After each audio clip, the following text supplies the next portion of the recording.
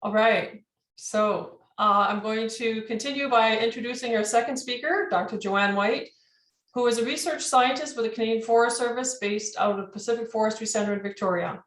She specializes in remote sensing applications for forest inventory and monitoring, and received her Doctor of Science degree from the Department of Forest Sciences at the University of Helsinki, Finland. Joanne is also an adjunct professor in the Faculty of Forestry at the University of British Columbia and serves on the editorial board of Remote Sensing of Environment and Current Forestry Reports.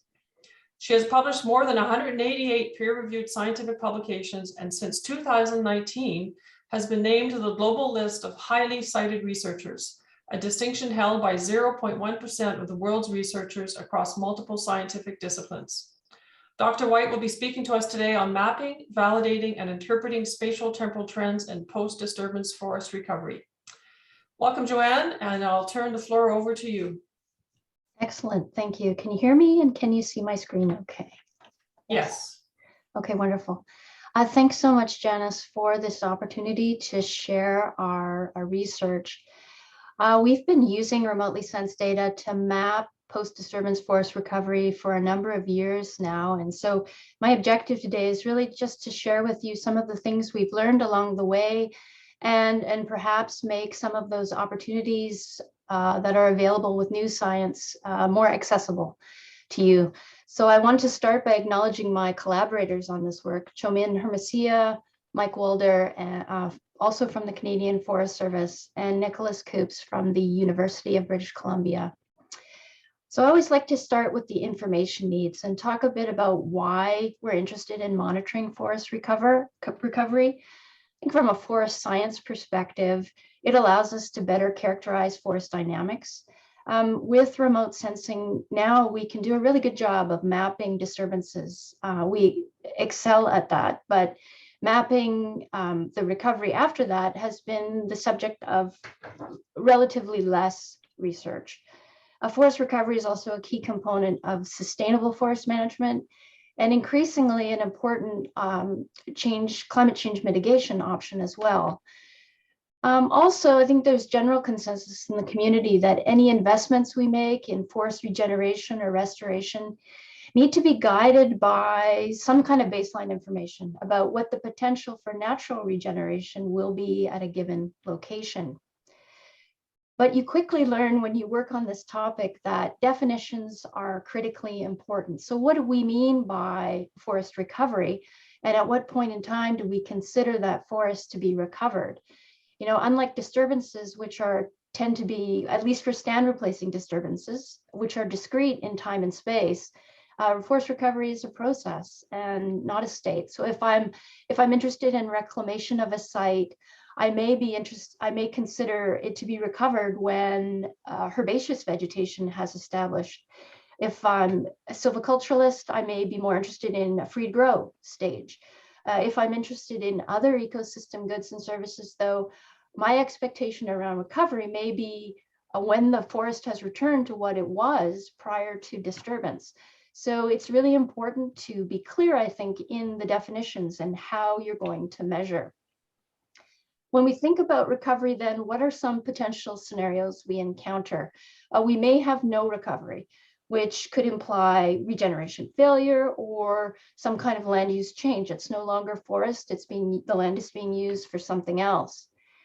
We may have facilitated recovery towards some sort of predefined stocking level or forest structural target. We commonly associate this with intensive forest management. And then most commonly, at least in a Canadian context, we'll have natural recovery, which is characterized by successional processes that I showed you on the previous slide.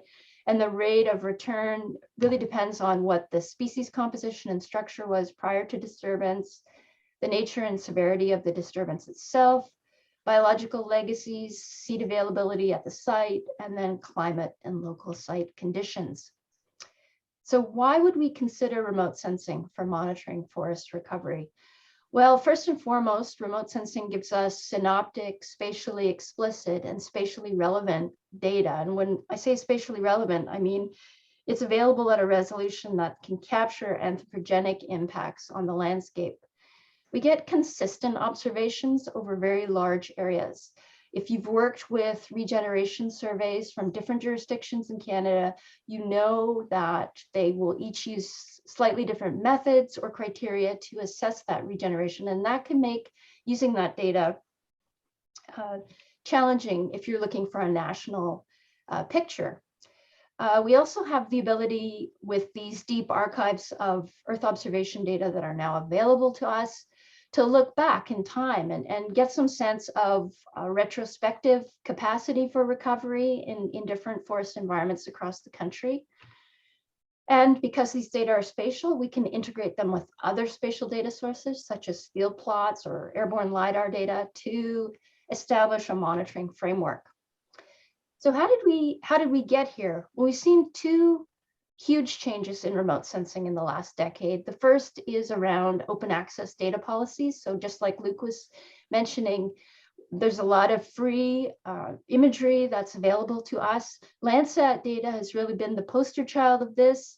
In 2008, the Landsat program, which is operated by the US Geological Survey and NASA, changed their data policy and made their data free and open. And since that time, there's been a huge uptake in the data and really a transformation in terms of science and operational applications of its use. So just before the pandemic hit, there were over 100 million images that have been downloaded from the Landsat archive. Coupled with this, we see an increase in computational capacity, obviously not just in our personal workstations, but also in cloud-based computational infrastructure, such as Google Earth Engine or Microsoft Planetary Computer. The idea being that these cloud infrastructures replicate these data archives. They have huge data repositories, and us as end users take our algorithms to the data rather than having to download terabytes and terabytes of data onto our local machines and store it. We take our algorithms to the data and generate those information products that serve our application. So in our case, we use Compute Canada or WestGrid, sort of a more science-based cloud infrastructure, but similar concepts. So these two things have really led to this paradigm shift in remote sensing science. We used to be very much focused on scene-based approaches. So we're looking for that best available cloud-free image, right? What Luke was talking about. And then we mosaic them together to try and get coverage of large areas. With increasingly open data and more computational capacity, we've really moved to this pixel-based approach where we can find the best available pixel for the best available observation for each pixel within a certain time window, say within the growing season for forest monitoring. And this allows us to build dense time series of cloud-free image composites that we can use for monitoring. So time series and pixel-based approaches have really advanced scientifically what we're capable of doing. So a bit about Landsat. So why Landsat is so useful for us is, of course, data policy. The spatial resolution at 30 meters can capture anthropogenic impacts. The temporal resolution, with one Landsat sensor, it's an 8-day revisit. We've now got Landsat 9 data that was launched last year. So this is going to take us down to 2 or 3 days. And there's also a harmonized Landsat Sentinel product. So we're able to use these two data products as the Sentinel 2A that Luke was talking about together. So this takes us down to 2 or 3 day revisit. NASA and USGS have made a huge investment in archiving. So we have more than 10 million images of the Earth that have been acquired over the 50-year life of the Landsat program. And since 1984, that's available at 30 meters. They've also invested heavily in cross-calibration. There have been multiple different Landsat satellites that have been orbiting the Earth, and they've spent a lot of time ensuring consistency between them in the observations. And increasingly, we're seeing more analysis-ready data products, automated pre-processing tools, cloud masking algorithms, all these things that take away or greatly reduce the overhead of pre-processing these data, which used to be a huge resource and time sink for anyone doing remote sensing projects.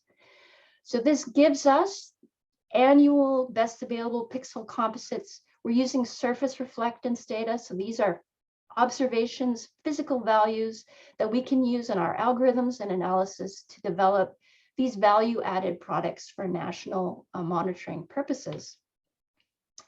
So we've had a project at the Canadian Forest Service in collaboration with UBC. We call it NTEMS. Our focus has really been on mapping forest disturbance and recovery, developing new ways of doing land cover mapping, and then also mapping forest structural outputs like canopy cover, biomass, and volume.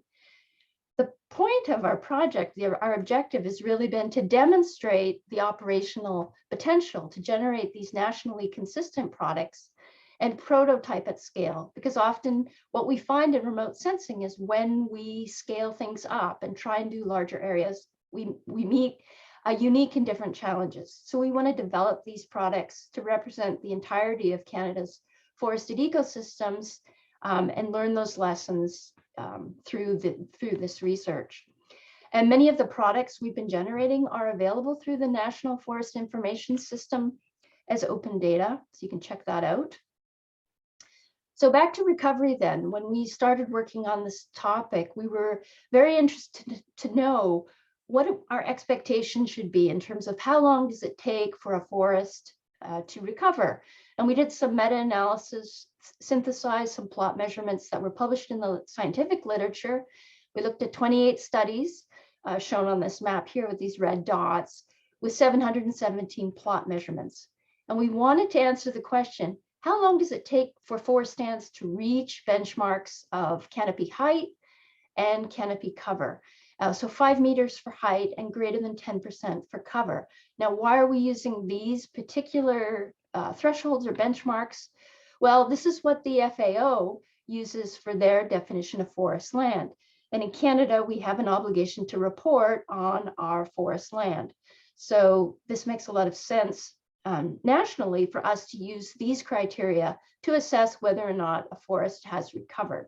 So we're focusing very much on the return of trees, yes, but on the return of forest structure according to these thresholds. So what we found is it takes about 10 years to achieve those benchmarks, but there's a huge amount of variability. It varies with location and dominant species. But that 10 years gave us some benchmark to use going forward.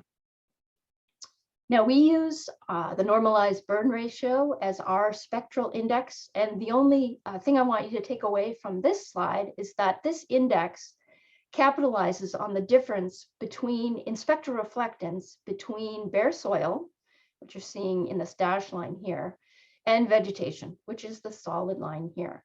So in two regions in two wavelengths, the near infrared and the shortwave infrared. So this is the index that we use both to map disturbances and to characterize the subsequent recovery. So we use measures of both short and long-term recovery that we derive from this normalized burn ratio index. So our long-term measure we refer to as the years to recovery, or the Y2R. It's the number of years that it takes for a pixel to achieve 80% of its pre-disturbance NBR value. So if we look at this, we have a forest here prior to disturbance. This is its pre-disturbance NBR. The disturbance happens gradually over time as vegetation returns, that NBR value increases.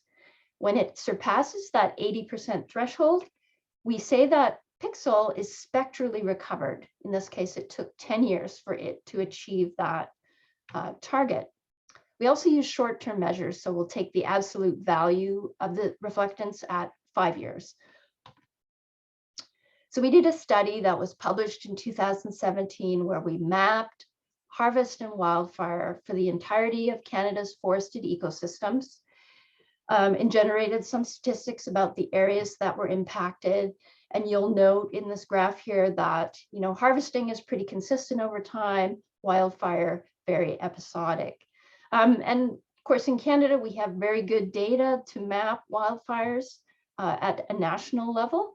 Disturbances less so, harvesting less so on a national level. Jurisdictions, of course, do a very good job of that. But nationally, we didn't have a spatially explicit product for harvesting. Key though is that we also were able then to map what the return of vegetation was for that 25-year period from 1985 to 2010.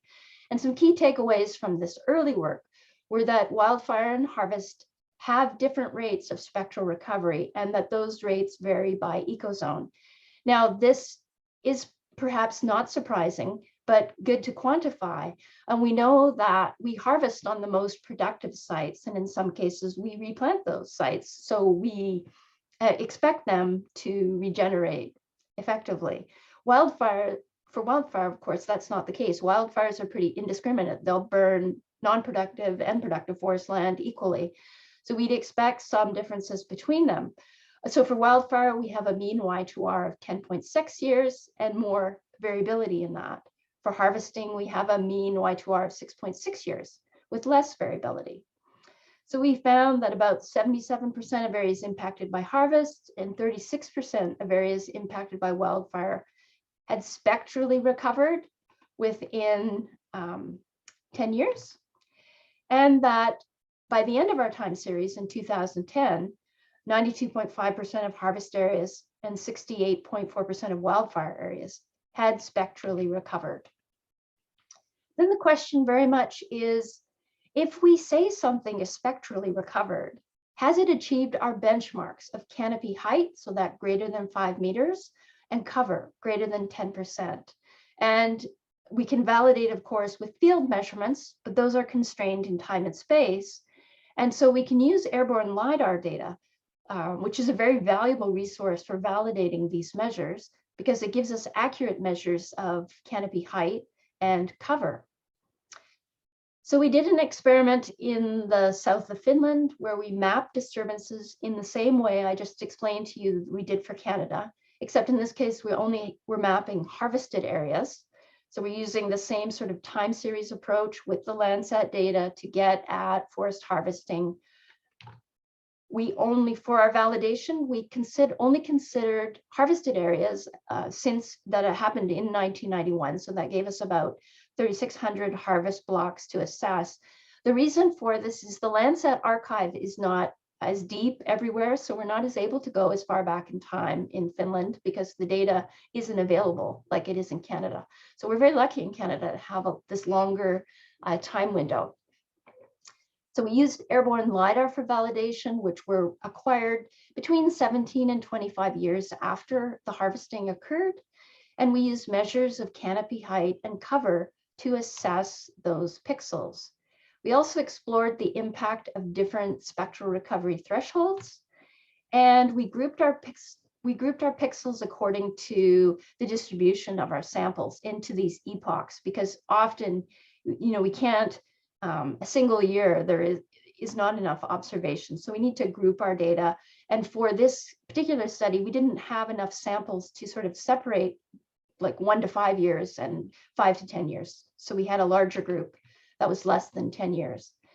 So in terms of the threshold, we explored, what if we use something lower than 80%? So just a 60% threshold. Or if we expect the pixel to return to 100% of what it was pre-disturbance, how long does that take? And you see in this case, it was almost double what it was at with the Y2R 80%. So if we look at the outcome of that, we see that in black here is the Y2R 60%.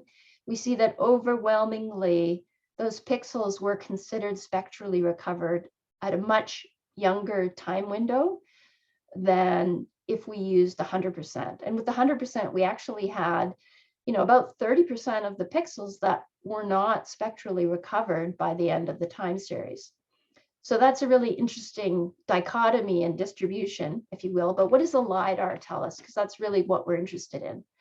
And so if we look at these 3 scenarios with the LiDAR data, we can see where the spectrally recovered pixels have achieved our benchmarks of cover, shown in blue, height, shown in yellow, both cover and height, shown in black, or none, which is shown in red. And so what we found from this study is that 60% was really overly optimistic. So we had many more false positives. So areas that we said were recovered when in reality they hadn't yet achieved our benchmarks. Conversely, when we used the 100%, we had a lot of false negatives. So areas that we said, this is not spectrally recovered, but indeed it had achieved those structural benchmarks. So the 80% is really a trade-off between these two extremes. And we found that 89% of the pixels that we said were recovered from the remote sensing data had actually achieved these benchmarks of height and cover. So that's what the LiDAR. And the other good thing about, and the reason that we work in Finland for the LiDAR is because they have wall-to-wall national coverage of LiDAR data available. They also have a lot of plot data. So it was a great opportunity for us to also look at plot level measurements. So we had a chronosequence of 284 plots. And importantly, these plots were not spectrally different prior to the disturbance event, the harvesting in this case. Critically, these field plots were measured in the year the plots were considered to be spectrally recovered. So this gave us the opportunity to address two questions. What are the drivers of spectral recovery based on the field data we had available to us? And what characteristics distinguish stands that can spectrally recover within 5 years versus those that take more than 10 years to recover? So what's going on? What's different at these sites? Well, one thing we found is that dominant species plays an important role. So stands that were dominated by Scots pine, for example, had longer recovery times than those that had Norway spruce or deciduous species. And this is not surprising because these two species are often regenerated differently. So this makes sense from that point of view. If we look at site productivity, and if you consider this as a continuum from most productive at the heath to least productive at these xeric sites, we see that sites that are less productive have longer recovery times than sites that are more productive. Also, that's a good sign. Logically, that makes sense. Then if we look at these three recovery groups, so now we're able to start disentangling between these sites that recover within the first 5 years versus those that are in that 6 to 10 year period and then greater than 10 years. And so interestingly, we're able to confirm what we saw with LiDAR data. Height is an important factor here in influencing the reflectance properties that we're seeing in our index. So sites that took a longer time to recover, had a higher field measured mean height, and likewise plots that had more deciduous stems had much shorter recovery times than those that had fewer. So taking these insights that we got from our work in Finland, then we come back to Canada to sort of redo our analysis. And the reason we did this is because we want to extend the time series now to a longer range. So we're adding almost another decade, so 7 more years onto our analysis window. And we wanted to be able to generate spatial outputs of the recovery that we could share as value-added products.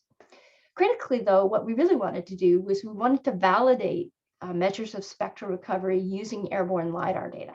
And increasingly in Canada, we have more and more airborne LiDAR data available to us. So we're able to take those methods that we developed in the Finland study and apply them here in Canada. And the last thing we wanted to do was try and identify spatial hotspots of recovery.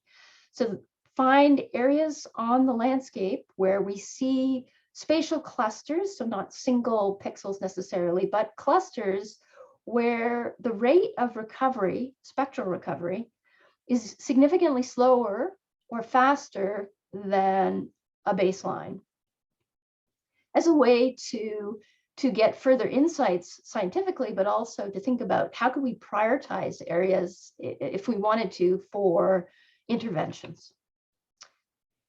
So one key point I want to make is that time is really key for these spectral measures of forest recovery and really for assessing recovery in general.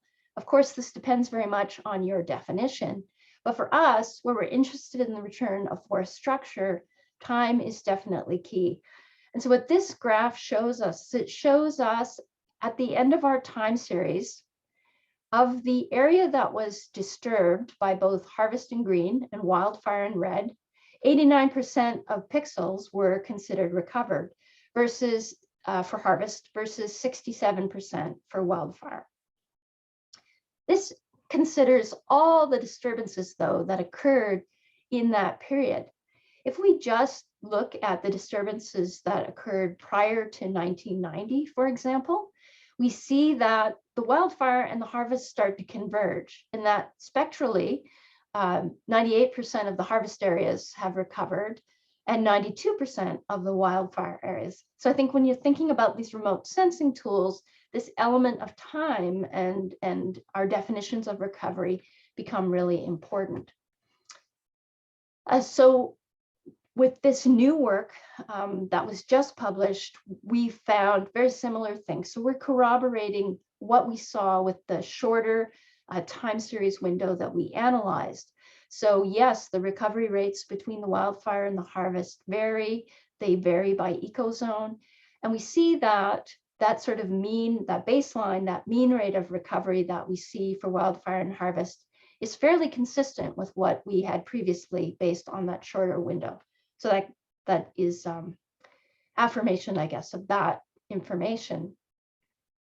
What we were able to do this time, though, with some new information we had available to us, is to take some of those insights we got from that work in Finland now and say, what was the pre-disturbance land cover and how did the years to recovery metric vary based on that? And what we find is that coniferous areas, for example, particularly coniferous areas that are burned, have a much longer spectral recovery time than areas that are dominated by broadleaf pre-disturbance and that are mixed wood, and that effect is greater for wildfire than it is for harvest. How does short-term recovery influence long-term outcomes? Well, we were able to find that sites that had shorter recovery times in the short term. So this is this short-term metric measured at 5 years post-disturbance. So when that value was higher, so when we get a higher value for short-term recovery, we get a shorter recovery time long-term as well. And then likewise, we also see that pixels that took longer to recover had lower recovery also at 5 years. So this presents some opportunity to explore a bit more. Does short-term recovery give us an indication of what the long-term outcome will be in a spectral context? And then we also were able to explore what influence does change magnitude have on those outcomes as well. I just have to explain this y-axis is a bit different here. So 0 is actually up at the top. So here we have a small change magnitude, and here we have a large change magnitude. So we can see that pixels that had a Y2R that were very short, less than 5 years, also had a smaller magnitude of the change. So that's the degree of spectral change that happened when the disturbance occurred. And likewise, we see that for wildfire areas in particular, when that areas that take longer to require have a larger change magnitude. And again, the fact that the effect is different for harvest, which you see in black here, compared to the wildfire in gray, and that the trend is really less pronounced for harvest areas. So the validation was a key part of this. And one methodological change we did relative to what I told you about we did in Finland is that we restricted the LiDAR data that we used, and we only used samples where the LiDAR data was acquired within 2 years of when we said the pixel was spectrally recovered. And we found that approximately 87% of harvested pixels and 97% of wildfire impacted pixels had spectrally recovered, had achieved benchmarks of canopy height and cover. So in this graph here, you see the dark green represents means the pixel only achieved height benchmarks. That slightly lighter green indicates that it was only the cover benchmark. And then we have both height and cover, and then red for none. And I just want to pop ahead quickly to revisit the results we got from Finland.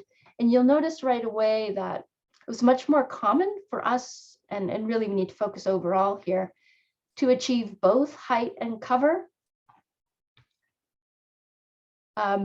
But recall also that in Finland, the timing of our LiDAR surveys was much later post-disturbance than it is in this case. In this case, we're within 2 years of when we say the pixel is spectrally recovered.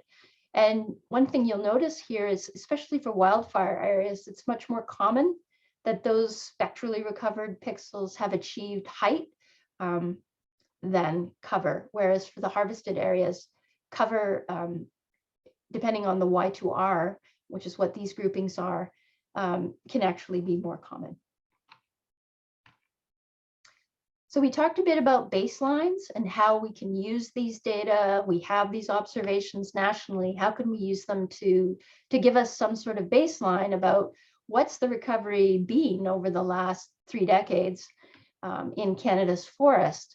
So this graph sort of shows that national baseline and how we can use that. So if we assume a national average Y2R for both harvest and wildfire, we can see how the different ecozones fall out in terms of their mean recovery.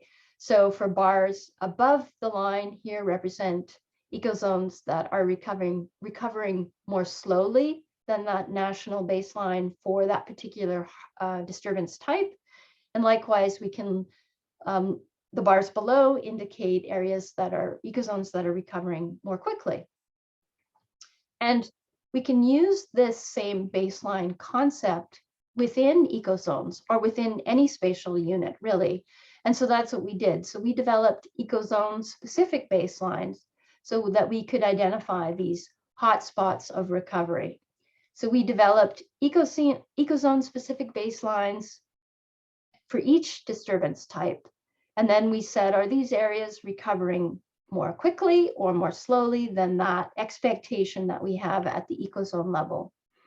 And so what we find is that nationally, about 4% of the area disturbed during this period was slower than we would expect it to be, and about 3.5% for wildfire. And then for areas that were more rapid, these were less common and were less common for harvest than they were for wildfire areas. So we can map those.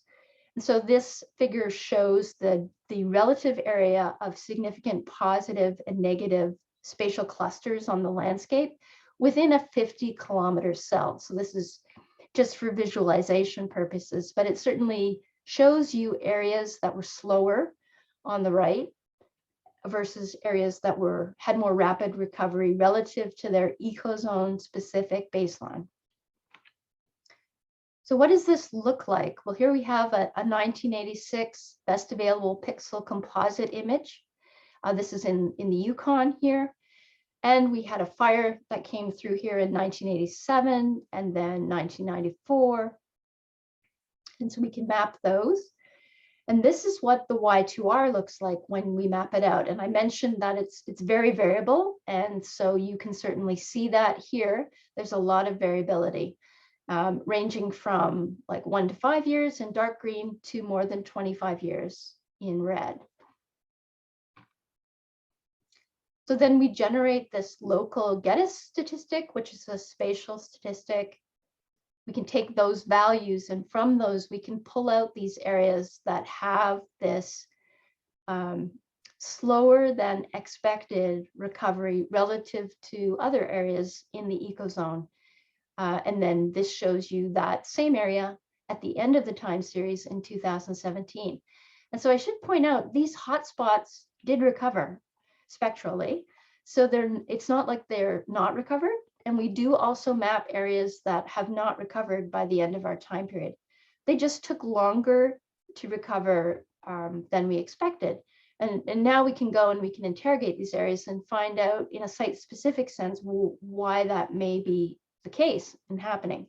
So these areas did recover, they just took longer than we would expect. And here's another example that just shows what that looks like for harvesting as well. This is in the east, and you see a lot of harvesting activity over time, and then what the Y2R is for those disturbances. And again, the spatial statistics, and then where are those areas that were slower than expectation, and then what does that look like in 2017. So as I was mentioning, you know, these spatially explicit and synoptic tools. So then just quickly looking at, well, if we look at the LiDAR, what does it tell us about these hotspots? Are they really any different than the rest of the areas? And indeed, we find they are. So if we have our validation sample overall on the left, and then on the right here, we have these slower areas from a wildfire context, we see that particularly for canopy cover, and these areas are less likely to achieve our benchmarks of cover or cover and height simultaneously. And certainly we see cases where more in these younger Y2R periods, so less than 10 years, are not achieving benchmarks of height. So physically, there is a definite difference in these positive clusters, which is confirmed by the LiDAR. And again, if we look at harvests, kind of the same scenario in these areas that spectrally recovered rapidly, less likely to achieve benchmarks if they're located within one of these hotspots, and certainly more that don't achieve the benchmarks at all. So then just quickly to wrap up, some key takeaways I want you to kind of leave with today. Definitions of recovery are really important, and they must be clear and measurable. Disturbance type is critical for understanding differences in recovery. And I've just been talking about stand replacing disturbances because that is something we can do well. Non-stand replacing disturbances, which I suspect most of you are interested in, is much more difficult to tackle. Airborne LiDAR data, which is increasingly available, provides us with a means to connect or relate what we see with spectral recovery to the actual return of forest structure. So it's a really useful tool to use these two together to improve our understanding. And then spatial statistics, and the fact that we have this spatially explicit information allows us to identify these hotspots on the landscape.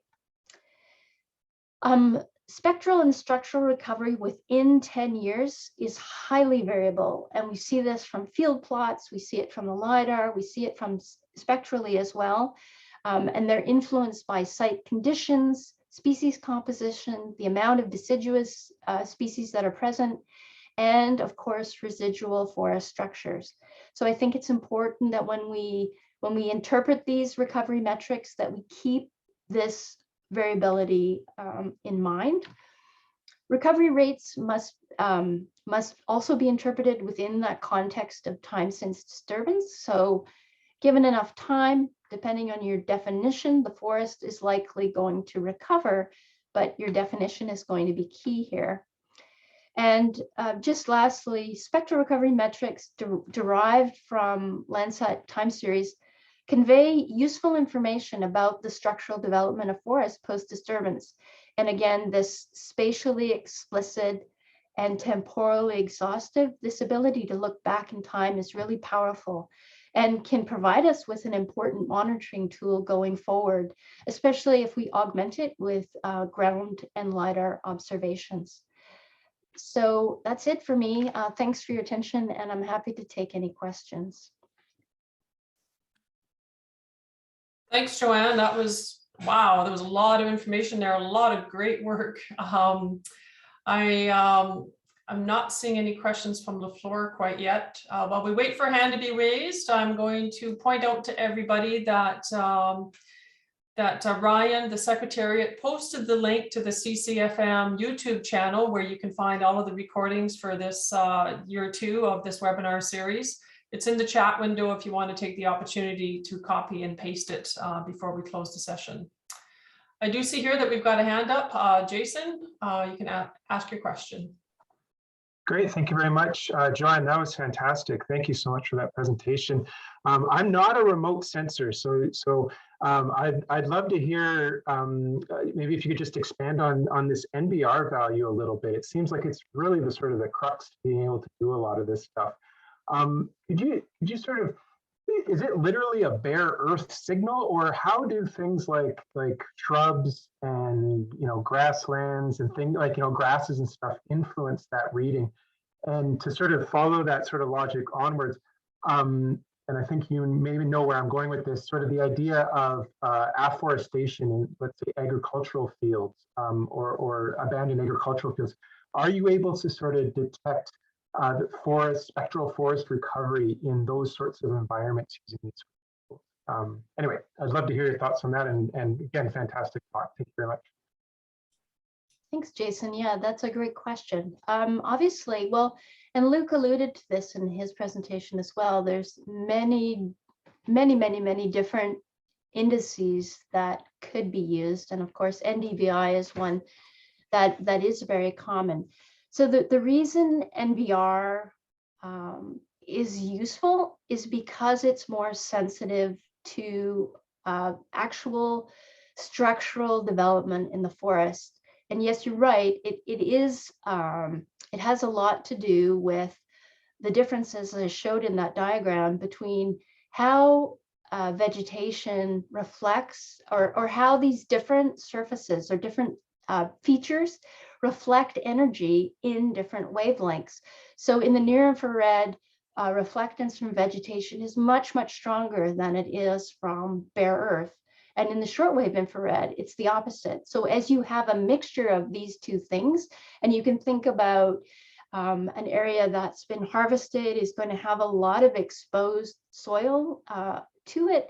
And so that's going to have a very different signal than an area that's heavily forested. And so we can take advantage of those differences to get, I guess, a more nuanced spectral development over time. That one of the issues with the NDVI, for example, is that the NDVI will saturate very rapidly. So you can get very high NDVI values in just a few years post-disturbance. And that's because it's working at different wavelengths and it's much more sensitive to the return of herbaceous vegetation or shrubs and things like that. So different indices are useful for different applications. So we found the NBR really useful for our information needs, but there are many other indices out there, and there are other people that are also working on these topics of disturbance and recovery that are making use of other indices besides the NBR. So they all have different, I guess, strengths and weaknesses associated with them. In terms of afforestation, potentially, yes, it is possible, especially given enough time to sort of map that expansion of forests. Now, that's not something that we have done in our work, but other people, more so in other areas of the world, have definitely looked into that. Great, thank you so much. That was wonderful. Thanks. Stephen. Hi, Joanne. Thanks. Really interesting presentation there. I wonder if you could comment on the differences, I guess, between spectral recovery and recovery in maybe more of an ecological sense or even a forest management sense. So I think of sort of the successional processes that occur and differences between maybe early seral species and late seral species, and the structural complexity that you might see with, standing dead wood, or, the length of time it might take for biodiversity to recover in forests, or even timber volumes. So how does that spectral spectral recovery relate to some of those other values that we might be interested in? And I wonder if you can sort of comment on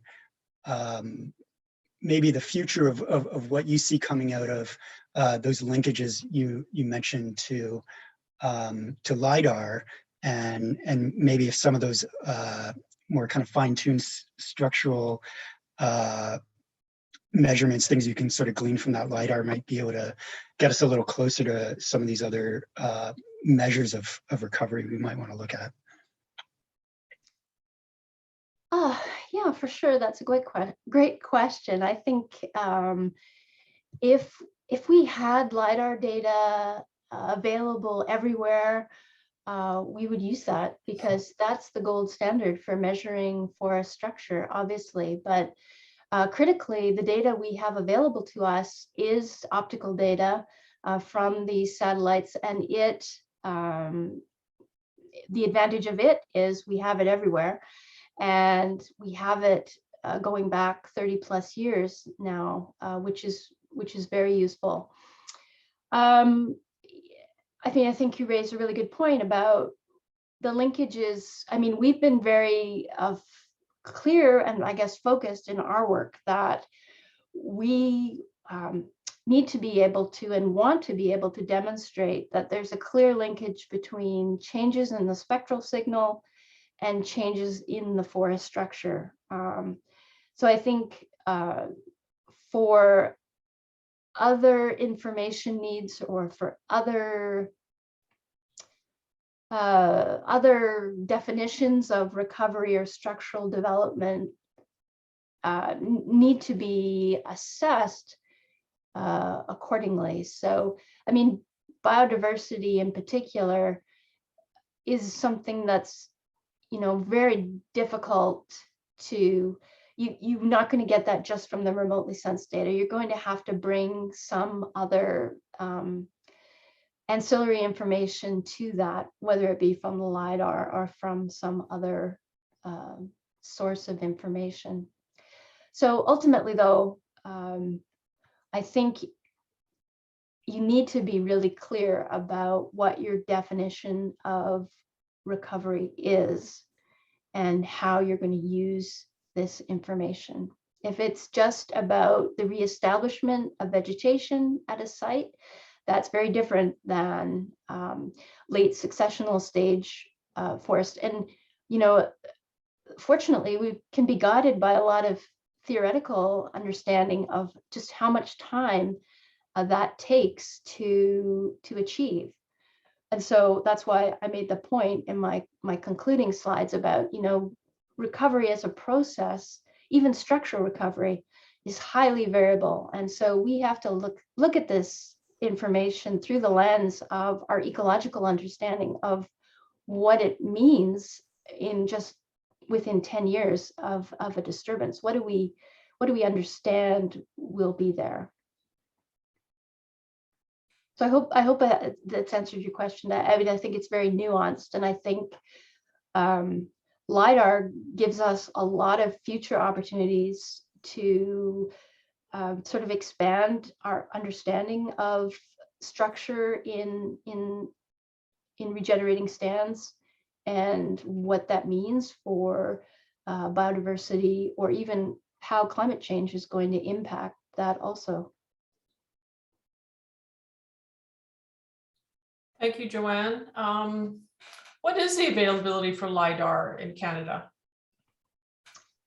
Well, it's increasing quite a bit, and several jurisdictions within Canada have open data policies where they're sharing the raw data, or they're sharing products such as canopy height models and digital terrain models derived from that LiDAR. New Brunswick, Quebec, BC now has an open data portal where they're sharing a lot of their LiDAR data. So gradually we're seeing it increasing, which is wonderful, I think, because it is such useful information. And then there are other jurisdictions where they have the LiDAR data, but just as a function of how the data were acquired or the data sharing agreements, they're not able to share it in the same way. But we're certainly seeing more and more of it. Awesome, thank you. I don't see any questions in the chat, and I'm not seeing any more hands. Going once, going twice. All right. Thank you so much, Joanne. That was fantastic, and a sincere thanks to both of our speakers today and to all of our previous presenters for their outstanding presentations. Speaking as a forest health practitioner, I am probably speaking for the larger forest health community. We've certainly learned a lot over these last 2 years.